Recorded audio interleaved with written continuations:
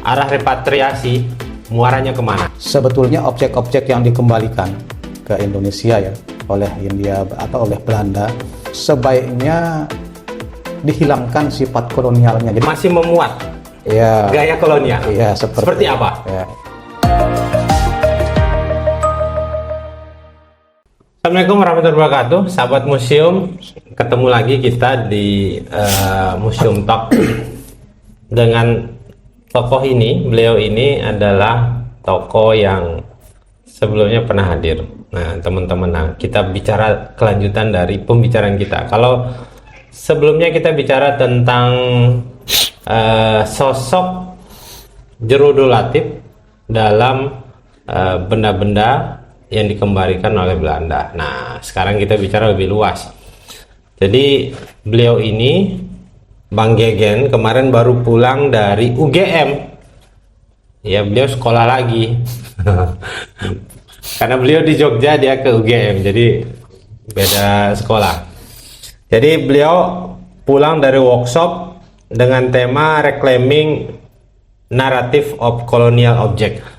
Ini adalah kegiatan workshop yang diselenggarakan oleh UGM bekerja sama dengan beberapa museum Belanda. Ada Museum Nasional Belanda, Roots Museum ya. Dan setelah itu workshop itu dilakukan juga di Mataram. Dilanjutkan di Mataram. Yang pertama dilaksanakan di UGM. Dan habis itu pada tanggal 12 sampai dengan 13 dilanjutkan di Museum Negeri Nusa Tenggara Barat. Nah, beliau salah satu pesertanya. Bang Gegen, kita bicara lagi nih tentang barang-barang repatriasi. Arah repatriasi muaranya kemana? Sekarang muaranya masih di Museum Nasional ya? Barang-barang itu. Iya. Nah, kemarin waktu di Jogja, apa yang didiskusikan di sana, Bang Gegen? Jadi kemarin kami dari LHSS itu ada perwakilan 2 orang, saya dengan Pak Ali ketuanya. Jadi kami di situ dapat perlakuan yang sangat istimewa ya dari panitia seminar. Ini kan seminar internasional yang menghadirkan beberapa pembicara dari luar negeri. Ada yang dari Sri Lanka, Nigeria, dari museum dan sebagainya lah, banyak lah. Jadi arah seminar kemarin itu intinya yang kami dapat itu adalah sebetulnya objek-objek yang dikembalikan ke Indonesia ya oleh oleh Belanda, pemerintah Belanda ini itu sebaiknya dihilangkan sifat kolonialnya. Jadi kira-kira seperti itulah, Bang. Oh, jadi benda ini walaupun berasal dari kita dibawa ke Belanda karena proses kolonial waktu itu. Iya betul. Masih memuat gaya kolonial. Iya, seperti apa? Ya. Jadi contohnya begini, Bang. Kang. Jadi kemarin kan ada juga beberapa pemateri atau panelis itu datang dari si Cuku itu yang Nigeria, terus ada Sulaksa dari Sri Lanka. Itu case-nya sama kayak Indonesia juga. Jadi mereka dijajah sama Inggris, sama Belanda juga, Prancis. Jadi ada beberapa benda mereka yang dibawa ke negara si kolonial ini. Nah, dan oleh pihak kolonial ketika menarasikan benda-benda yang diambil ini banyak yang keliru. Karena masih memakai sudut pandang kolonial itu, ya kan? Nah, itulah yang dicoba dibahas. Kayak si Cukup menafsirkan, dia menceritakan bahwa ada beberapa benda yang di Nigeria itu yang ditafsirkan salah sama kolonial. Nah, seminar itu mengajak kita ingin menarasikan ulang benda-benda itu dengan pendekatan akar rumput atau pendekatan apa yang menjadi pengetahuan dari benda tepatnya itu berasal. Seperti itu, Bang. Jadi barangnya balik tapi jangan kolonialnya ikut nempel gitu. Jadi barangnya balik ke inlander tapi kolonialnya, Ini masih kolonialnya masih ada. Nah ini yang menjadi tema seminar itu, jadi dekolonialisasi kan sebenarnya dalam objek itu kan. Koleksi yang berasal dari daerah jajahan. Ya betul, karena banyak sekali termasuk yang saya riset kemarin yang sahabat museum kemarin dalam podcast sebelumnya beliau ini membahas tentang sejarah sebuah potret yang dinarasikan sebagai anak agung Made Karangasem yang setelah diriset oleh Bang Gegen dan beberapa teman itu ternyata itu adalah seorang tokoh Sasak yang dia asli lokal, yang dia fotonya dilukis ulang. Iya betul. Nah, kenapa sampai ketahuan bahwa dia sebenarnya bukan Made Karangasem? Karena ada data pembanding yang sifatnya primer betul. Berupa foto ya betul. Dan gaya berbusana. Sama untuk warang kerisnya. Jadi dengan ciri-ciri itu sebenarnya salah. Nah, berarti itu terbukti kan? Iya betul Bang. Bahwa asumsi benda yang dikembalikan itu juga nempel juga. Iya. Jadi contoh seperti yang Abang sampaikan tadi itulah. Jadi ada beberapa objek yang kadang karena kita masih tergantung sama narasi kolonial. Mungkin kalau di dunia akademis mungkin disebut pasca kolonial ya, post kolonial. Jadi kita ingin mendekolonialisasi, jangan sampai narasi-narasi kita terlalu tergantung sama narasi kolonial sehingga benda-benda yang asal dari kita yang kita pakai sehari-hari kok dinarasikan sama mereka gitu kan. Satu contoh objek yang 600 itu yang datang yang balik di Museum yang Nasional berada sekarang ada di Museum Nasional itu kan sama Belanda kan sama orang-orang yang mengambil dan menarasikan itu kan kadang kalau lihat mangkok cuma dibilang tempat makan, padahal kan mangkok itu kan kalau di di Lombok atau tradisi kita itu kan mangkok yang bentuknya seperti ini untuk upacara apa, ini untuk kegunaannya apa. Jadi ada makna-makna yang lebih spesifik. Nah, itulah yang diinginkan sama seminar kemarin itu. Jadi menarasikan ulang objek-objek itu dengan pengetahuan lokal yang ada. Belum lagi nanti ada yang upacara-upacara Hindu sama Muslim itu ada punya perbedaan alat-alat makna yang dipakai di situ. Dan itu yang dibawa sama Dr. Yuli kemarin di presentasinya itu. Ya. Jadi itu sahabat museum, ternyata walaupun benda itu dalam rentang waktu 200 tahun lalu dibawa, tapi ternyata mengidentifikasi, memberikan storytelling, memberikan narasi terhadap benda itu ternyata juga banyak masalah ya. Iya betul. Dan terbukti kita ya kemarin sudah membicarakan kesalahan itu, salah satunya di identifikasi tentang potret Jero Dolang. Iya betul Bang. Nah, apalagi yang menarik pada saat kegiatan tersebut?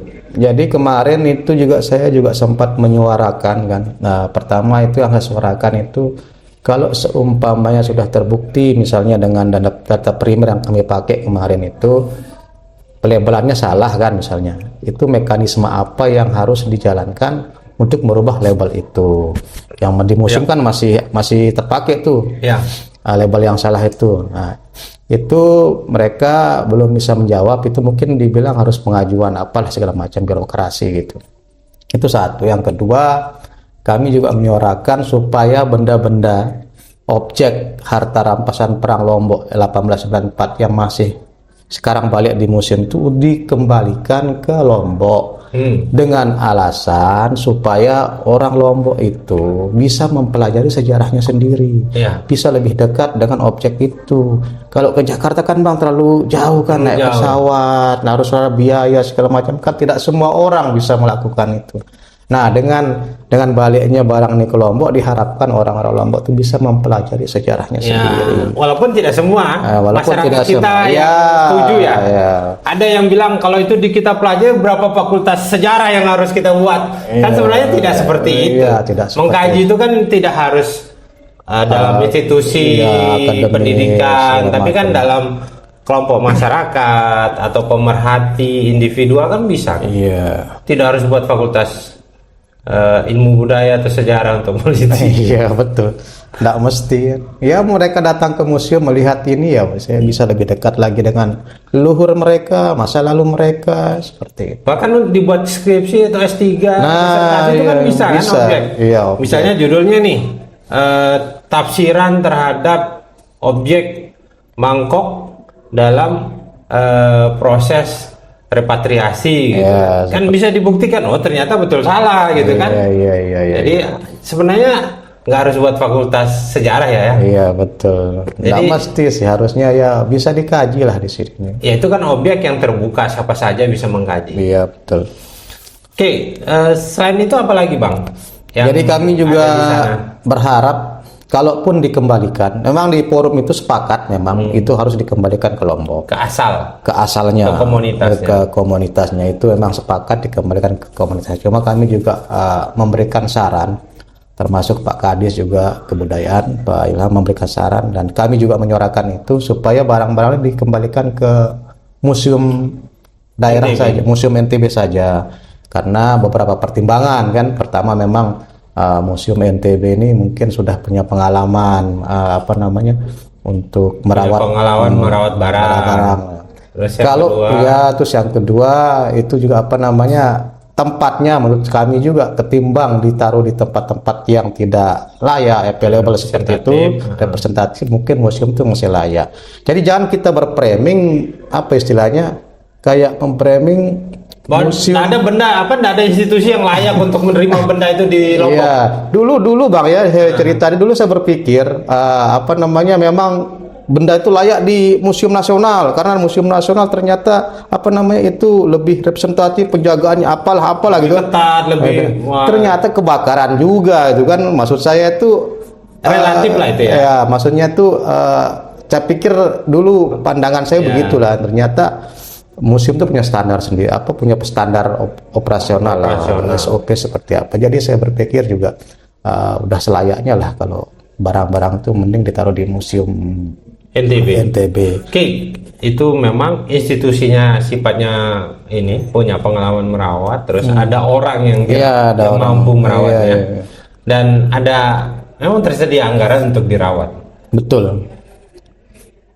Dan saya ingin tambahkan lagi, ketika itu diserahkan Museum NTB itu masuk menjadi daftar inventaris barang milik negara, Iya. barang milik daerah, yang mana ya sama dengan mobil, ada STNK-nya, ya pasti kita jaga kan. Iya. Jadi orang ingin mengecek apa segala macam ya tinggal melihat. Iya. Ya kami juga terus melakukan pembenahan. Jadi kalau yang ada yang mengatakan tidak representatif apa segala macam ya sering-sering main ke museum lah ya. Dan Oke. Jadi teman-teman di LHSS hampir bersepakat ya, Museum NTB layak untuk iya, menerima. Museum NTB layak ketimbang memang ada wacana atau isu juga mungkin dari suara-suara teman juga yang lain kan, mungkin selain LHSS supaya itu kembalikan ke komunitas. Cuma kan kalau menurut saya ya Bang, ini mungkin sikap resmi LHSS juga sebenarnya ini, mungkin saya bisa ceritakan karena melihat sosiokultural yang ada di Lombok ini kan agak sedikit berbeda, historikalnya kan agak berbeda. Jadi kalau kadang ketika barang itu balik ke kelompok A katakanlah seperti itu, mungkin nanti itu menjadi semacam legitimasi lah buat mereka mengaku nenek moyangnya lah yang mereka yang punya, atau mereka yang yang berhak mewarisi segala macam. Karena kan banyak sekali yang mengklaim itu. Jadi kalau satu kelompok A, B, C, itu ya. Ya, tapi kami rasa itu juga urusan pemerintah ya. Jadi ketika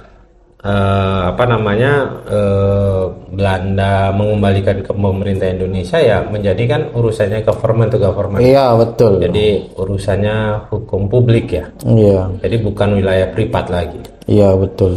Ya itu terserah pemerintah ya. Tapi yang jelas kami di Museum NTB sangat siap untuk dan kami lihat juga benda-bendanya juga hampir samalah dengan yang kita Yang miliki. koleksi yang di sini. Begitu juga yang disampaikan oleh salah satu peneliti ya, yang Profesor Bambang juga mengatakan, oh ternyata juga tidak jauh berbeda. Karena kemarin waktu workshop di sini, mereka kan juga melihat koleksi kita. Koleksi ya. Ya, berkeliling melihat koleksi-koleksi. Itu termasuk 3 orang yang dari Belanda. Belanda. Miriam, Sifan sama Pelvika siapa namanya lupa Ya, saya. Itu. yang satu yang direktur ya, direktur. Si Miriam. Ya, sahabat museum, kami Museum NTB kan akan melakukan revitalisasi. Iya. Dan Pak Gubernur juga karena beliau punya atensi yang sangat besar untuk urusan kebudayaan ini, beliau juga akan membuat museum.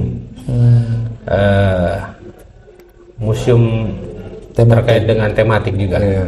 Nah, saya rasa dengan bangunan yang baru itu ya nanti lebih siap lagi kita untuk itu, dan kita sudah sampai melaporkan ke beliau, dan beliau insya Allah sampai dengan akhir periodisasi beliau juga akan membuat beberapa museum, entah yang milik Pemda dan maupun bekerja sama dengan pihak swasta. Oh, gitu. Jadi insya Allah NTB tidak hanya satu museum di level provinsi, tapi ada beberapa, dan kan kita tahu juga ada beberapa kabupaten kota yang sudah tertarik ya. Kemarin Lombok Barat kan juga sudah mengajukan proposal pembentukan museum itu, dan sudah dikirim ke kementerian oleh pihak BPK. Nah, kembali ke tema kita, berarti ada kemungkinan benda itu akan dikembalikan ke NTB. Kalau saya sih berpikirnya 90% itu akan balik ke NTB, ya? Balik ke NTB. Makanya kan dari yang kemarin mengadakan seminar itu tim Departemen Sejarah UGM yang bekerja sama dengan Rijksmuseum, Wereld Museum sama Amsterdam University itu juga sangat-sangat mendukung jika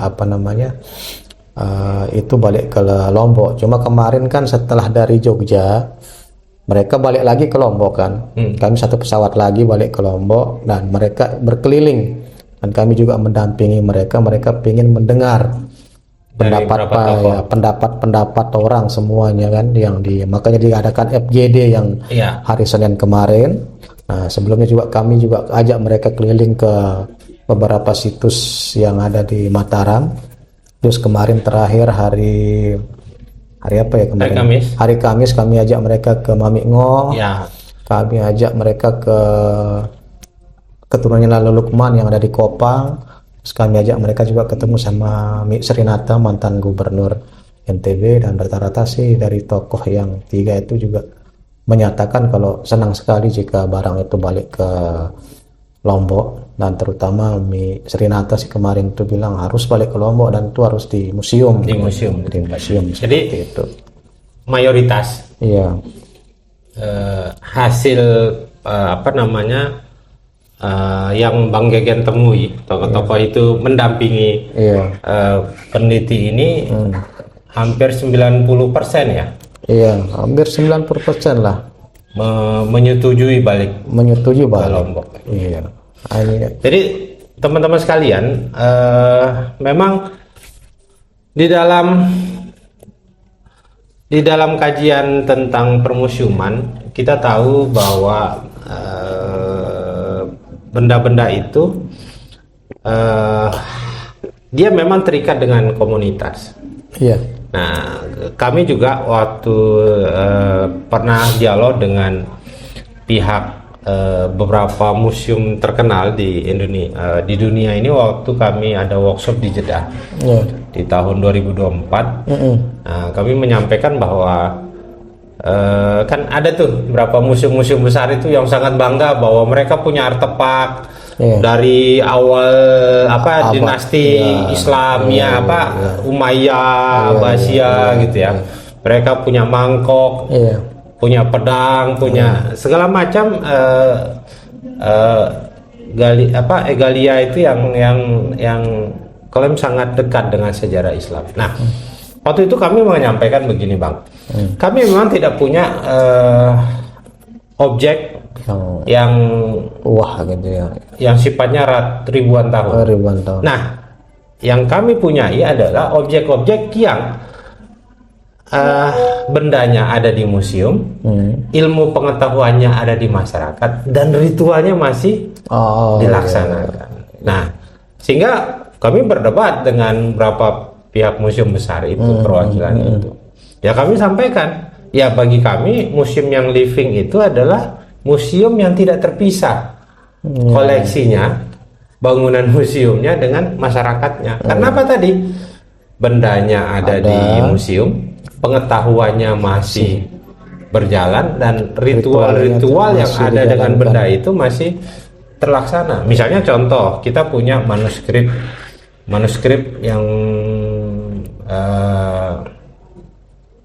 yang bisa digunakan, misalnya manuskrip Yusuf kan, sering dipakai kan, dibaca-baca dalam berapa ritual, murisan segala macam terkait dengan anak-anak tradisi-tradisi Islam yang memang terkait dengan prosesi anak-anak, dan manuskripnya ada di sini, pengetahuannya ada di masyarakat, dan ritualnya masih berjalan.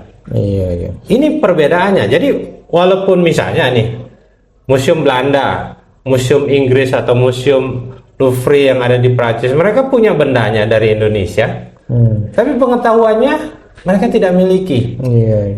Masyarakat di sana tidak ada pengetahuannya dan tidak ada ritual yang jadi kan hambar dia, terpisah, ibarat kepala dengan badan itu terpisah. Nah, kelebihan kita di sini masih memiliki cerita tentang itu. Nah, ini juga salah satu keunggulan kita ya, Living Museum. Jadi Museum NTB juga punya cerita tentang museum desa. Nah, apa pendapatnya Bang tentang museum desa nih? Iya, menurut saya ini sesuatu yang ketika dulu kita berbincang tentang Living Museum, saya juga baru terbuka pemikirannya. Benar juga ya, mereka misalnya kayak Wirat Museum, Rich Museum punya koleksi ribuan, punya koleksi yang wah lah gitu kan. Tapi kayak masyarakatnya dengan benda itu berjarak. Iya. Mereka tidak punya pengetahuan tentang itu. Tahu kalaupun ada ya paling hanya sekedarnya aja, dan itu tidak ada di masyarakat. Nah, menurut saya ini Living Museum yang mungkin yang terdekat itu yang paling menjadi contoh itu museum desa ya. Jadi museum desa ini menurut saya adalah hal-hal yang sangat istimewa dan luar biasa ya kalau seumpamanya ini bisa dijalankan. Karena apa ya? Karena pengetahuan atau ingatan kolektif masyarakat yang ada di desa itu terjaga. Bendanya ada, pengetahuannya ada, dan ritualnya masih berjalan seperti itu. Nah, ini sesuatu yang menurut saya itu konsep museum yang bagus lah, yang jadi museum itu tidak menjadi apa ya, hanya milik orang museum saja, hanya untuk orang neliti saja, hanya untuk orang yang berkacamata saja. Jadi museum ini untuk semua. Jadi semua pun untuk semua sekarang dan akan datang. Ya, seperti itu. Peninggalan masyarakat terdahulu orang kita tidak hanya milik orang zaman itu, tapi juga untuk sekarang dan ini cukup progres sih menurut saya. Paradigma museum itu betul-betul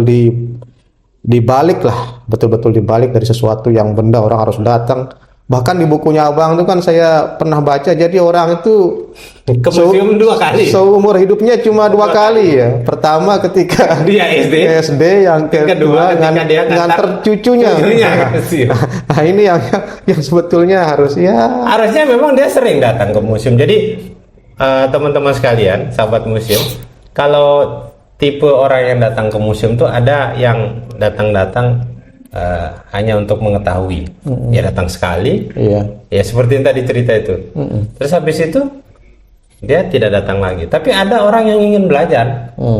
Nah, yang orang yang ingin belajar itu dia bisa datang 2 atau 3 kali. Nah, tapi kalau yang tipe ketiga ini, yang datang menikmati, ya dia akan datang sekali untuk melihat satu objek. Dia nikmati satu objek, dia lihat, dia catat, dia apa segala macam. Besok datang lagi melihat objek yang lain. Oh gitu. Ada tipe yang ada.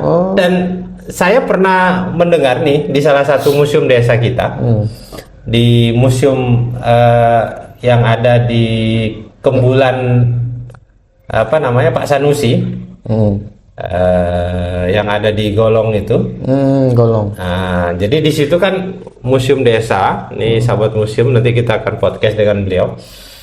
Ada museum desa yang mana museumnya tentang benda-benda etno lah. Etno ya. Ya, yang keseharian, yang Iya, kayak tempat masak, terus ada gilingan dari batu gitu ya. Terus ada tempat bukan di lesehan itu. bukan di apa namanya di kebun namanya Golong, terus agak ke sininya di Kebun Nyuh. Nah, di situ ada museum desa. Nah, yang menariknya ada seorang mantan anggota DPR yang ketika dilihat benda itu langsung menangis dia. Karena dia adalah orang yang menggunakan alat ini untuk berjuang hidup. Iya, sentimental gitu. Sentimental dia keluar, romantismenya keluar. Iya. Dan dia menangis dan dia mengatakan, andai kata saya tidak ini, saya tidak jadi manusia saat ini. Wow. Nah, itu kan salah satu kita merefleksikan diri kita. Iya, betul. Kita melihat di situ ada lampu strongking. Iya. Ada TV hitam putih yang besar, mereknya SAP itu kan. Iya. Yang ketika satu rumah yang nonton tuh satu kampung nonton di sana, ya kan? TPRI. Ya, bagaimana kita dulu menikmati bersama-sama. Ketemu nggak zaman itu, Bang, di kampung? Ketemu ya, Mike Tyson nonton bareng-bareng kita satu RT gitu ya. Jadi ternyata ketika kita simpan lagi, memori itu memberikan kita semacam kerinduan untuk proses yang sudah berjalan. Nah, bagi kita ya itu adalah museum yang hidup ya. Ya itulah intinya mungkin yang living museum itu ada kedekatan antara benda sama orang yang ini kan. Emosional. Iya, emosionalnya itu masih enggak berjarak lah. Enggak berjarak. Iya, itu yang bikin di museum itu hidup. Nah, saya rasa itu juga teman-teman sekalian, sahabat museum. Jadi sekarang kami dalam proses lobby terkait dengan pameran langsung benda-benda yang ada di Amsterdam, yang ada di Belanda, bekerja sama dengan Museum NTB. Di tahun 2027 nanti, mudah-mudahan Amin. pameran itu bisa kita lakukan temporer lah di Museum NTB. Iya. Dan itu perjuangan panjang kita. Di sini ada beritanya terkait dengan bagaimana saya bertempur secara wacana agar koleksi itu dianukan di Museum NTB. Bukan permasalahan kita punya kemampuan segala macam. Jadi saya rasa bukti kita, kapasitas Museum NTB sudah cukup layak. Kita pernah pameran internasional di Jeddah ya. Indonesia diwakili oleh 3 institusi, Perpustakaan Nasional, Museum Sono Budaya dan Museum NTB. Artinya kita dipilih. Iya. Nah, insya Allah nanti juga di bulan November ada konferensi internasional Committee of Museum NTB diminta karena kemarin kita baru lulus untuk casting, untuk penilaian. Ternyata ide kita tentang museum desa itu menjadi material of ide, market of ide yang nanti akan disampaikan di forum konferensi museum se-Asia yang akan diselenggarakan di Jakarta. Ya, Museum NTB insya Allah mampu bersaing. Dan tahun kemarin kita dapat penghargaan museum inspiratif dari komunitas Asosiasi Museum Award. Jadi saya rasa mampu ya Bang ya, Museum NTB. Mampu ya.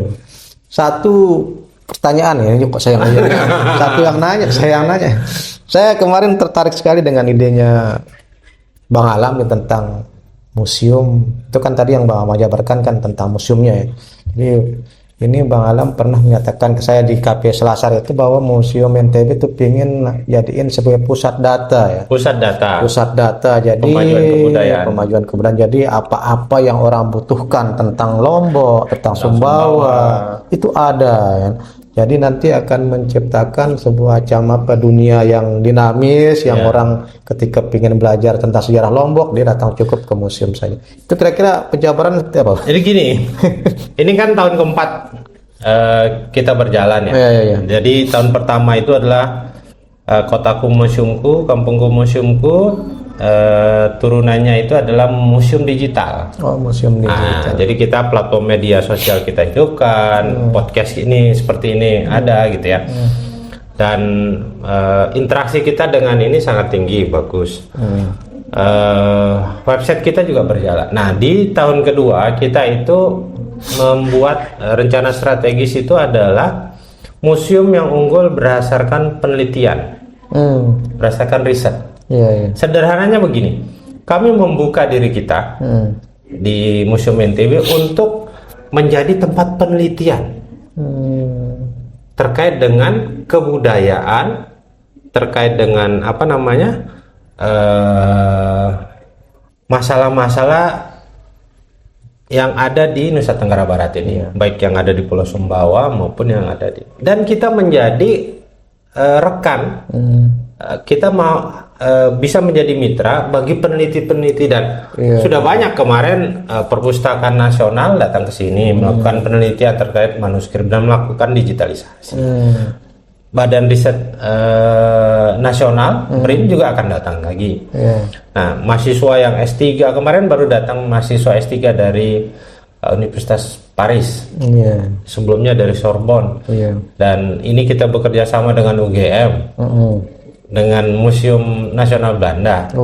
Artinya kan kita dianggap mampu untuk selevel bekerja sama dengan mereka. Nah, ketika mereka menginginkan apa, kita bisa menerjemahkan itu. Nah, itu artinya bahwa nggak mungkin museum ini akan unggul kalau tidak berbasiskan riset. Nah, riset itu ujungnya kan berupa data, Bang. Nah, data-data itu harus terkumpul ya. Sehingga kita mendorong agar ada komunitas yang menggerakkan kebudayaan di Nusa Tenggara Barat. Dengan cara apa? Melakukan penelitian, membuat tertarik. Misalnya sekarang kami di Museum Begawe itu kan membuat festival film Kotaku Museumku, Kampungku Museumku. Jadi kita sudah bergerak di wilayah sinematografi. Karena tidak mungkin untuk mendekatkan museum dengan generasi muda, dengan generasi Z, generasi A, ya maupun generasi beta misalnya ya, itu tidak menggunakan tambahan media yang mereka. Nah, yang kita gunakan itu adalah sinematografi dan fotografi serta media sosial. Yang media sosial tadi tuh, Bang. Jadi kemarin saya waktu di Jogja, Jogja lagi nih. Dia sempat sebelum check-in ke hotel tuh kan jam 2, jadi kita sempat jalan-jalan juga ke Malioboro kan, kebetulan turunnya di stadion. Iya kan pagi nyampe. Ya, Tugu kan. Jadi jalan-jalan pakai kita masuk ke beberapa museum, termasuk ke Benteng Fredebuk. Nah, waktu masuk tuh saya lihat juga banyak sekali anak-anak muda yang sedang melakukan pembuatan konten kan. Jadi mereka ngomong sendiri, mungkin dia ngambil objek ada yang meriam, ada yang di ruangan ini, ruangan itu, dan mereka lagi ngomong sendiri, ada tim-timnya juga. Nah, ternyata di situ sedang ada lomba konten tentang budaya yang yang mungkin di Benteng Fredebuk ya mungkin banyak situs ya, mungkin ada yang milih, ada yang berapa yang milih yang di Benteng Fredebuk. Dan hadiahnya itu enggak main-main, terlihat tuh 600 juta. Total ya. Tapi sekelas ini saya juga terpengaruh. Ini sekelasnya budaya kan, kalau ini kan budaya kadang terpinggirkan Itu main-main 600 juta nih kalau dicoba ya. Yang fotoin Bang Alam, saya bilang kan.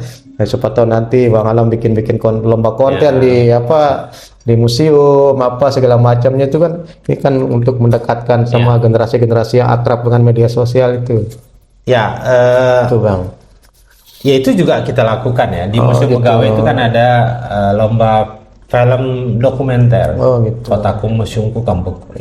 Nah, ini kemarin datanya sudah masuk tuh hampir 50 video dan nanti akan kita rilis. Ini akan kita jadikan, ini kan kegiatan pertama festivalnya. Nanti kita akan jadikan film-film terbaik itu untuk kita tonton bareng. Nanti ketika malam festival Museum Begawi itu. Jadi masyarakat akan melihat proses keseharian mereka dalam film itu. Dan dewan jurinya cukup capable ya, level nasional. Siapa bang? Apa masih rahasia?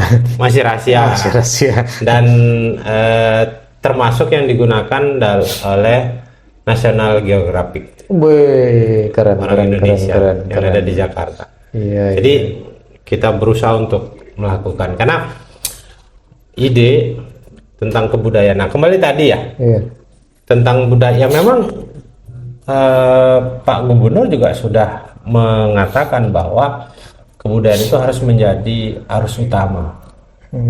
Makanya beliau membuat dinas kebudayaan kan, walaupun ini kan masih proses tumbuh ya. Iya. Dan mungkin 2-3 tahun, 4 tahun lagi baru kita, karena ini kan pondasi dasar yang sudah. Iya betul. Ternyata juga saya melihat daerah yang secara identitas sejarah budaya itu kuat, itu bisa jadi branding ya. Jadi branding yang itu seperti yang di Jogja kemarin saya lihat penataan destinasi. Saya pernah kuliah di Jogja, cuma baru kemarin saya mengamati gitu kan. Dengan detail kan, ketika mereka menyajikan destinasi ini, ada narasinya yang dibingkai dengan rapi, terus dengan foto yang eksklusif seperti itu, terus dengan tiket yang barcode, kita pakai kris masuk segala macam.